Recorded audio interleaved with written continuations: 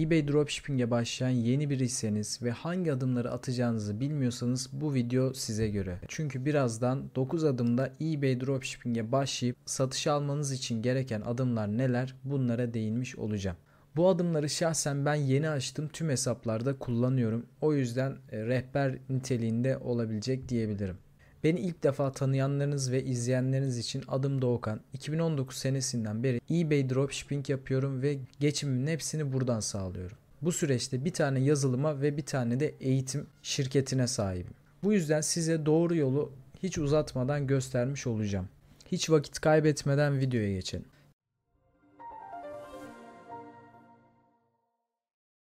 Şimdi sizler için bir şema hazırladım ve 9 adımda eBay Dropshipping'e başlayıp ödeme alabileceksiniz arkadaşlar. Şimdi ilk maddemiz eBay'e kayıt olmak. Bildiğiniz üzere eskiden eBay PayPal ile ödeme alınabiliyordu. Ve ülkemizde PayPal maalesef ki yasaktı. Ve 2021 ile beraber artık Payoneer ile ödeme alabiliyoruz. Yani ödeme sorununu hiç problem etmeden eBay'e kayıt olabilirsiniz.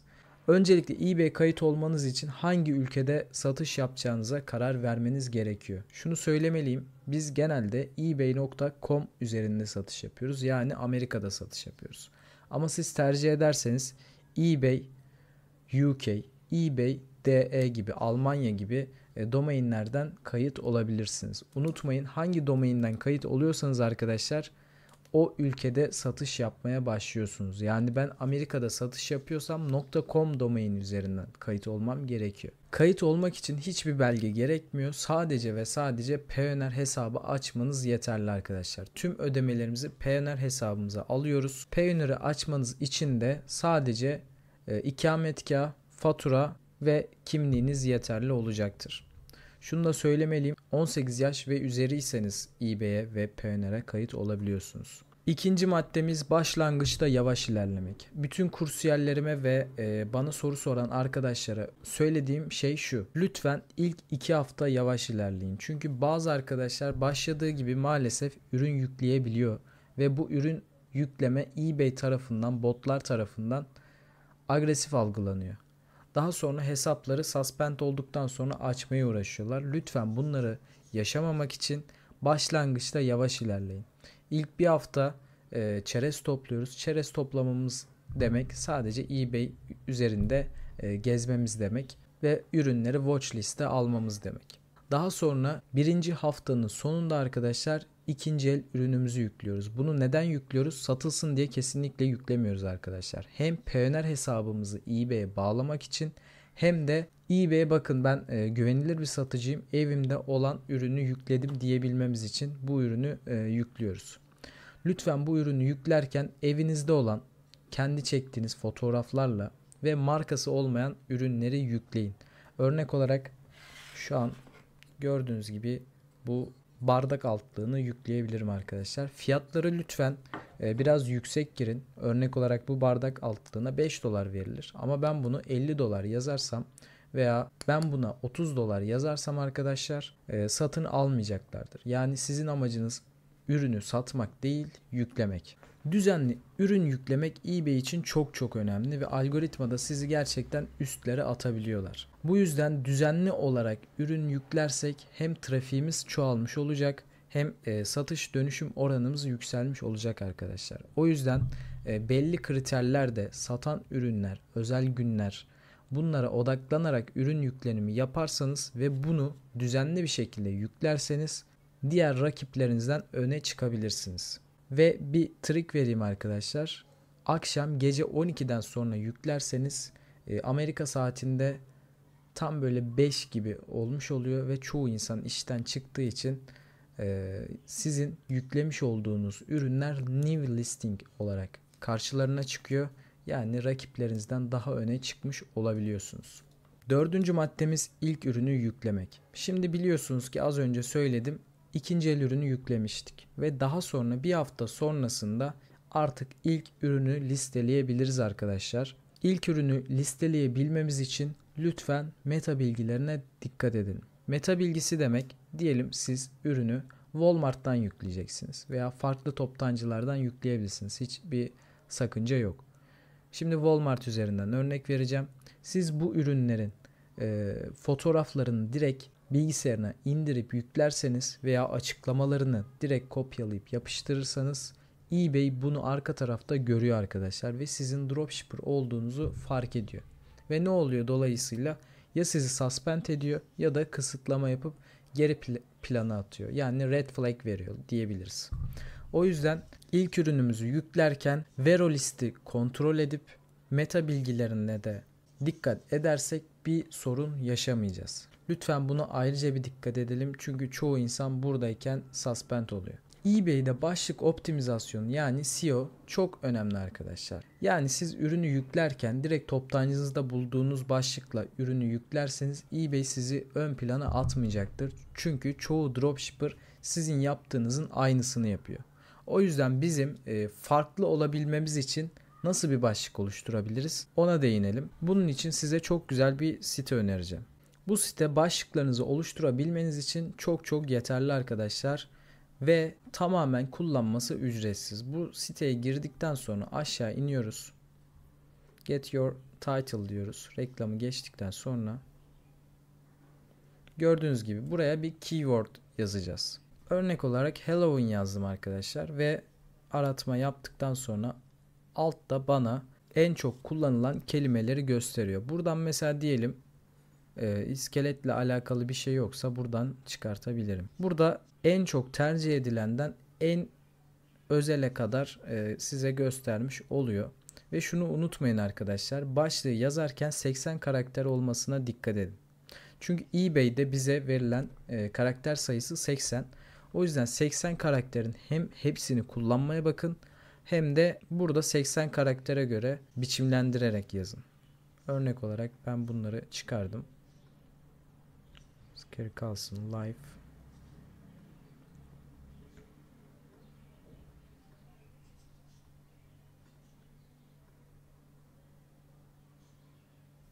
Örnek olarak bu başlığı alıp ürünüme göre bu başlığı kopyalayabilirim. Bunu yapmanız arkadaşlar çok önemli. Çünkü herkese aynı başlığı girerseniz ve satış olmayan kelimeleri girerseniz maalesef eBay algoritması sizi ön plana atmıyor.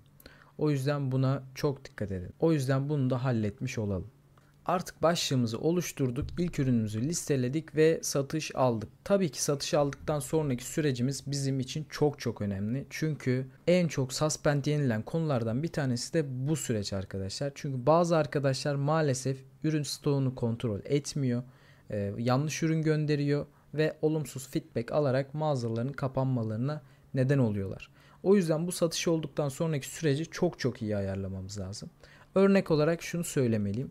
Öncelikle ürün satıldıktan sonra sizin bu ürünü gönderebilmeniz için 2 haftalık cebinizde para olması gerekiyor. Yani diyelim ki sizde bir sipariş geldi. Bu siparişin parası 2 hafta sonra hesabımıza yatıyor. O yüzden bu 2 haftayı arkadaşlar cebinize göre ayarlamanız lazım. Eğer ayarlayamazsanız ve iptal ederseniz bunlar biriktikçe maalesef mağazanız kötü etkileniyor. eBay arka tarafta bunları görebiliyor arkadaşlar.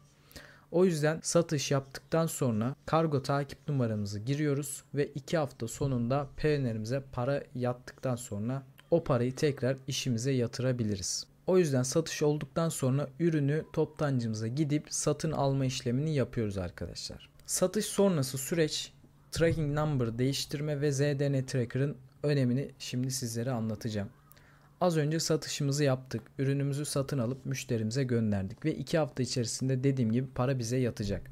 Şimdi eBay satış öncesinde bir zip kod vermiştik ürünü yükledikten sonra. eBay bize diyor ki sen bu ürünü sattıktan sonra tracking number yani takip numaran bu konumdan çıkması gerekiyor diyor. Peki biz bunu nasıl yapacağız? Örnek olarak Amazon'dan bir sipariş aldınız arkadaşlar. Yani tedarikçiniz Amazon. Bunu müşteriye gönderdikten sonra Amazon size takip numarası verecek. Bu takip numarası TBA ile başlayan Amazon kodu da olabilir. Bir Z ile başlayan UPS kodu da olabilir. Şimdi öncelikle TBA ile başlayan veya tedarikçilerin kendi lojistik firmalarıyla gönderilen ürünlerin takip numaraları sisteme girilmiyor. Yani siz Amazon'a girip TBA ile başlayan tracking number'ı yüklerseniz suspend olursunuz. O yüzden sizin bu numarayı değiştirmeniz gerekiyor arkadaşlar. Peki biz ne yapacağız? Diyelim Amazon'dan veya Walmart'tan, hiç fark etmez, diğer toptancılardan ürün satın aldıktan sonra bunları çevirmemiz gerekiyor. Bunu da nereden çevireceğiz? ZDN Tracker üzerinden çevirebilirsiniz. Bunun başka opsiyonları da var. Fakat onlar aylık 30 dolar. Ama siz buraya siparişinize göre zdntracker.com üzerinden paketleri inceleyip oradan çeviri yapabilirsiniz. Az önce söylediğim gibi başlangıçta biz ürünlere bir zip kod giriyoruz. Bu New York'ta olabilir, Kaliforniya'da olabilir. Hiç fark etmez. Lütfen ürünü yüklerken orayı kontrol edin. Hangi eyalet, hangi ülkeden çıkış yapılmış olarak gösteriyor. Bazı arkadaşların hesaplarında direkt Türkiye'deki zip kod üzerinden Amerika karşılığı yazılmış olabilir. Yani diyelim ben İzmir'de yaşıyorum. 35.000 zip kodlu Amerika'daki hangi eyalet varsa oradan çıkış yapıyormuş olarak gözükür. Sizin de zdntracker.com'a girip paketi satın aldıktan sonra ilk konum olarak, çevrilme kodu olarak buraya girerseniz aynı birebir olacak şekilde bu hatayı da yaşamamış olursunuz ve güvenli bir şekilde hem ürününüzü çevirmiş, hem ürününüzü satmış, hem de müşteriyi memnun etmiş olursunuz arkadaşlar. Az önce müşteriyi memnun etmekten bahsetmiştik. O yüzden müşteri hizmetlerinin önemi burada çok çok büyük. Benim yeni açtığım hesaplarda uyguladığım en büyük strateji arkadaşlar, müşteri hizmetlerini en iyi şekilde yapmak. Bunun için ne yapıyoruz? 3 tane mesaj hazırlayabilirsiniz. Şimdi bu mesajlardan bir tanesi satın aldıktan hemen sonra görülen mesaj. Çünkü şöyle düşünün. Diyelim müşteri sizden satın aldı ve mailinize satışla ilgili bir bildirim geldi. Geldikten sonra siz hemen eBay'e girip müşterinizle iletişime geçerseniz teşekkür ederiz.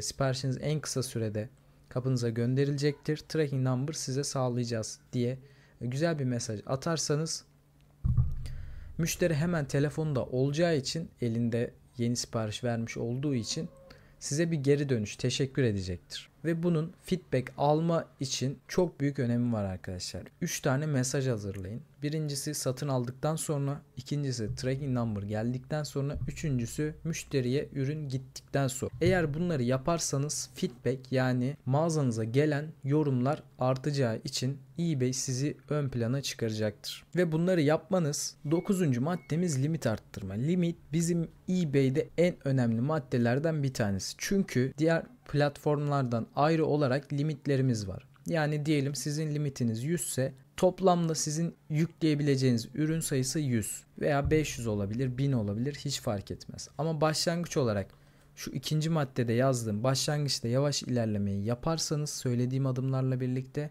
eBay sizi 100 ile veya 200 ile başlatabilir. Normal şartlarda burayı hızlı ilerlerseniz arkadaşlar maalesef eBay sizi 10 limitle başlatabiliyor ve bunu arttırmanız maalesef çok zor olabiliyor.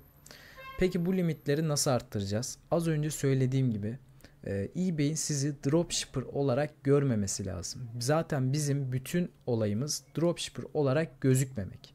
O yüzden zaten ZDN Tracker kullanıyoruz. Meta bilgilerini değiştiriyoruz. Vero brand satmıyoruz. Hepsinin nedeni limit arttırmak, eBay'in bize red flag vermemesi. Eğer red flag, yani kırmızı bayrak olarak mağazanız işaretlenmemişse o zaman eBay sizin limitlerinizi otomatik olarak arttırıyor arkadaşlar. Bunun için de eBay size şunu diyor: dropshipper olma. Ürünleri tek bir noktadan gönder. Yani biz tracking number'larımızı verirken müşteriye söylediğimiz konum üzerinden gönderilmiş olmasına dikkat etmemiz gerekiyor arkadaşlar. Çünkü toptancıların, Walmart için konuşacağım, en bilindiklerinden yüzlerce deposu var. Her eyalette deposu var. Yani yakın olan depolardan ürünler çıkıyor. O yüzden sizin verdiğiniz her tracking number, eBay'e girdiğiniz farklı lokasyonlardan oluyor. Ama biz bunun, dediğim gibi az önce, ZDN Tracker üzerinden çözmüş oluyoruz. Bu söylediğim 9 adımı yaparsanız arkadaşlar emin olun aylık en az 500 dolar düzenli kazanç elde edebilirsiniz. Tabii ki bunun her şey arkadaşlar bu kadar kolay değil. Bunun farkındayım. Çünkü ben de sizin gibi bu yollardan geçtim. O yüzden şunu söyleyebilirim. İstikrarlı ilerleyen ve bu işte başarılı olmak isteyen herkes bu 9 adımı uygularsa devamı gelecektir. Zaten kursiyerlerin başarılı olmasının nedeni devamlılık, süreklilik, azim. Aynı şekilde benim de ondan fazla mağaza yönetmemin tek nedeni sürekliliği sağlayabilmem arkadaşlar. Umarım faydalı olmuştur. Bu arada şunu söyleyeceğim. 1 saatlik videom var. Bunların detayına indiğim. O videoyu da izlerseniz ve bu video ile birleştirirseniz emin olun internette gördüğünüz eğitimlerden daha çok bilgi almış olacaksınız. Umarım ücretsiz oluşturduğum videolar sizlerin hoşuna gidiyordur. Eğer hoşunuza gittiyse beni desteklemek için beğen butonuna basıp beni takip edebilirsiniz. Burada söylediğim tüm her şey arkadaşlar sizler için. Çünkü ben YouTube'dan para kazanmıyorum. Umarım faydalı olmuştur. Hepinize şimdiden bol satışlar.